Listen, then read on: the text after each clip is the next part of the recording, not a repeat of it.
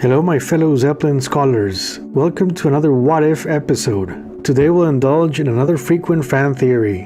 What if Enter the Outdoor used the Outtakes and release a different running order instead? Because I recently bought my 60-second copy of the album, I thought it would be appropriate to make this video. Being a huge fan of one of the most polarizing records on Zeppelin's discography is tough. Some love it, a lot of people hate it, and others secretly love it, but refuse to admit it. My 7-part documentary on the album is what started this whole channel, so I think I can handle the pain or joy the alternate scenarios on this video may bring. Fun fact, there's a 2017 album with the same title by a band, Ferret.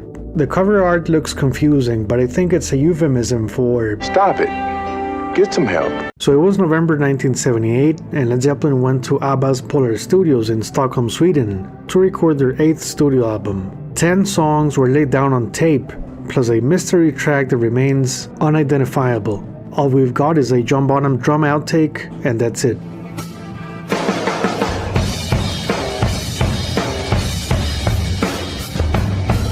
You can watch my Into the Outdoor documentary episode 6 for a what if recording where I try to guess what Jimmy Page played there. Final mixes for Into the Outdoor were done by February 1979, as Page, the producer, and the band agreed on the track selection. 3 outtakes were left in the bin: Ozone Baby, one of my least favorite Led Zeppelin songs, Darlene, and the deadly riff attack of Wearing and Tearing. A promo single was considered for release just in time for Zeppelin's shows at Knebworth, with both Wearing and Tearing and Darlene, but this was cancelled, yet it shed some light on the fact the band thought these tracks could somehow see the light of day. Coda was released in 1982 with all 3 Polar Studio outtakes, so a recurring idea amongst Led Zeppelin fans is that these should have been on the album instead. The online hatred for some songs on Into the Outdoor is real. First, let's take a look at each song and the likelihood Led Zeppelin would have cut it from the final mix. Note, I absolutely love every track on the album, but I will leave my fandom aside and be as objective as I can. I promise.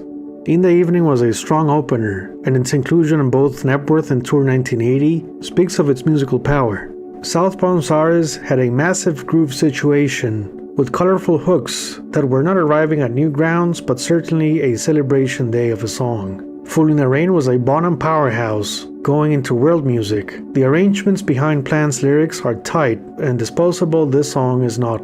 Hot Dog remains the dividing line for Zeppelin fans. I can't tell you a number of times I've seen it stoned to death in online forums, and this channel's comment section too. It was pretty much a 50s meets country style song that was certainly not pushing their songwriting boundaries. It was a tongue-in-cheek song and much needed humor considering the state of play at the time. Carousel Alhambra was a centerpiece at rehearsals and pretty much Jumple Jones's field day with his Yamaha GX1, thus it justified the use of new keyboard technology and was definitely an epic they put much work on. All My Love was Robert Plant's personal diary and catharsis to address the tragic events of 1977 while trying to find a new life purpose. Definitely not the song they cut from the final selection, no way. This was really the song that made this album happen, the more you think about it. I'm Gonna Crawl was quite the emotional track with one of Jimmy's finest guitar solos. This is quite possibly one of the most eerie sounding goodbyes a band could have recorded, considering what happened a year later. Okay, so let's bring the outtakes to the table. Ozone Baby, Darlene, and Wearing and Tearing. The real challenge here, beyond fitting a 43-minute running time, is finding a cohesive narrative. You know, light and shade. And here, my friends, lies the big problem with an alternate selection for the album. It's hard to find a track listing that works. So I'm going to share different scenarios here. Scenario number 1. Let's say we cut Southbound Stars and Hot Dog just because much priority is given to the new sounds and such. That leaves us with Ozone Baby, Darlene, and Wearing and Tearing. That's 8 tracks, 49 minutes, so another song has to go. Let's choose Ozone Baby, based on the unreleased Swan Song single that left this one out. Okay, that's 7 songs and 45 minutes. Let's take out Darlene, only because it was the B-side of that 1979 single. Now we have 6 songs and 40 minutes. So how do we arrange the songs? In the Evening has to be the opener. Then what? Fool in the Rain? Okay. Wearing and Tearing next? Sounds kinda rough. There has to be a transition vehicle to make it work. Okay, let's switch places. Wearing and Tearing after In the Evening. Still, it sounds a bit forced. Let's do All My Love after In the Evening. It does work as it enhances the dramatic entrance into their timeless classic ballad. I'm Gonna Crawl finishes the job, and side A is quite an experience, a place of smooth transitions.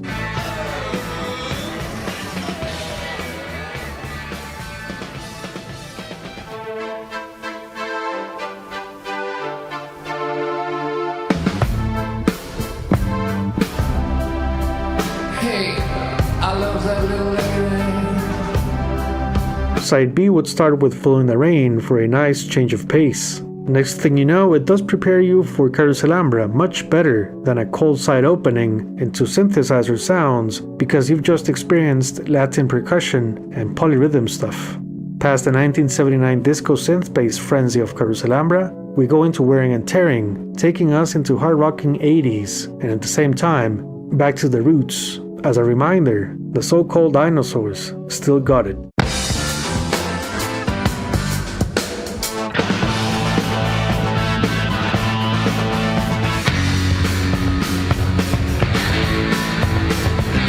So Outtakes, Southbound Saris, Hot Dog, Ozone Baby, and Darlene. How does it impact Coda? Ozone Baby, Darlene, and Southbound Saris make the cut, but Hot Dog is left on the archive until Remasters Box Set number 2 and the subsequent expanded edition of Coda.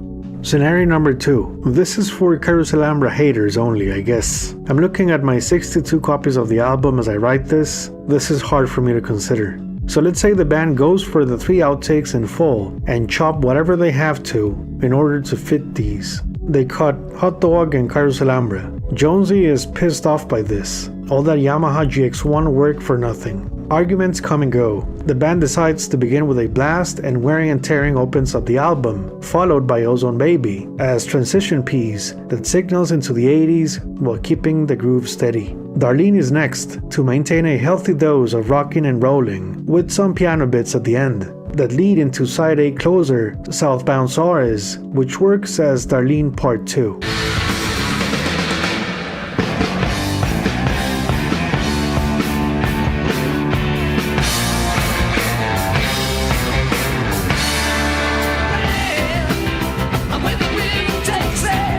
Side B starts off with Full in the Rain for a change of seasons. Having this as side opener makes the drum groove stand out big time. I'm Gonna Crawl prepares the synthesizer trails for introspection, with All My Love next, taking this sentiment into waters of deep reflection. And just like When the Levee Breaks on Untitled, In the Evening finishes the album with one hell of an intro, a very strong midsection, and a proper fade out into the next decade.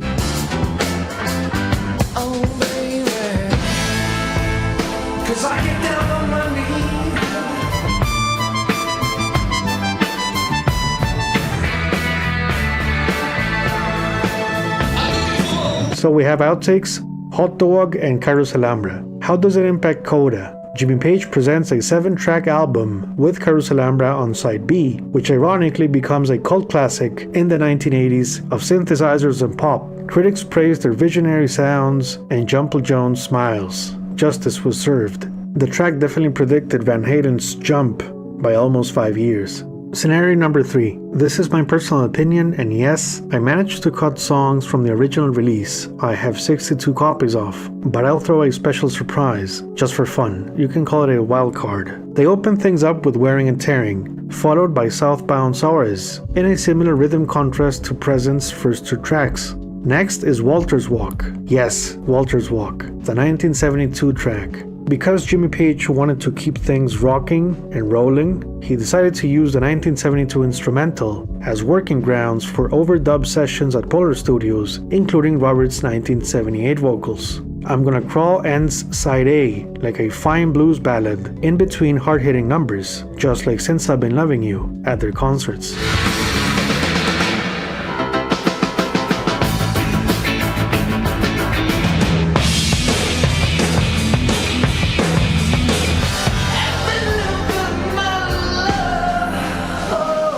Side B lets All My Love take the spotlight. It sets the mood of coming back from tragedy. In the Evening follows the fade out with a fade-in of uncertainty and expectations. Just as the song ends, Carousel Alhambra comes in with a vision and statement for the coming decade. The song that was to be played at their North American tour of 1980, the 80s Song of Hope.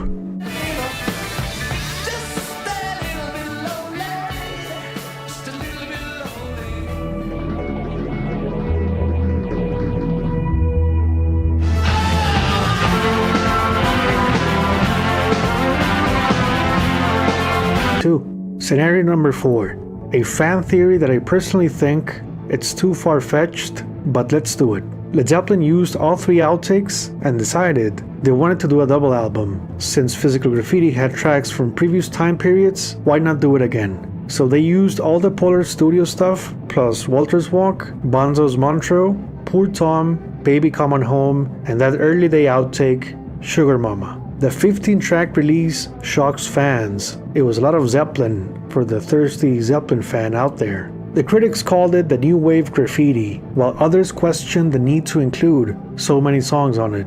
How does that impact Coda? Well, it puts Jimmy Page, Robert Plant, and John Paul Jones in dire straits, with little to no studio outtake material to complete their contractual obligation. Atlantic Records' Ahmet Ertegun suggests they get a drummer and record one last album. A potential legal battle could get nasty, with lawyer bills threatening their pockets and future business ventures. They never had bad blood with Atlantic Records. This was not the place to start. Against the ropes and against their will, past the tragic events of 1980, Atlantic Records and Led Zeppelin agree on drummer Cozy Powell coming in to help his British colleagues. Robert Plant was furious, as plans for his debut album are put on hold, and he's forced to use some of that material for the new album. Led Zeppelin's controversial 9th studio album Coda was released in November 1982. Track listing included rock staples Shake My Tree, Slow Dancer, and Like I've Never Been Gone. Hardcore Zeppelin fans loved it, but it received some criticism after the band's decision not to carry on without John Bonham. This put serious strain on the post-Led Zeppelin relationship between Page, Plant, and Jones. They were judged by the media, and the world was begging for a reunion tour. Would the band continue into the 80s? What do you guys think? So I hope you enjoyed this episode, and I would like to hear your proposed track listings for In Through the Outdoor with the outtakes. Please remember to hit the like button, share this with your friends, and if you see a copy of In Through the Outdoor, let me know. Thank you very much for watching. Bye bye.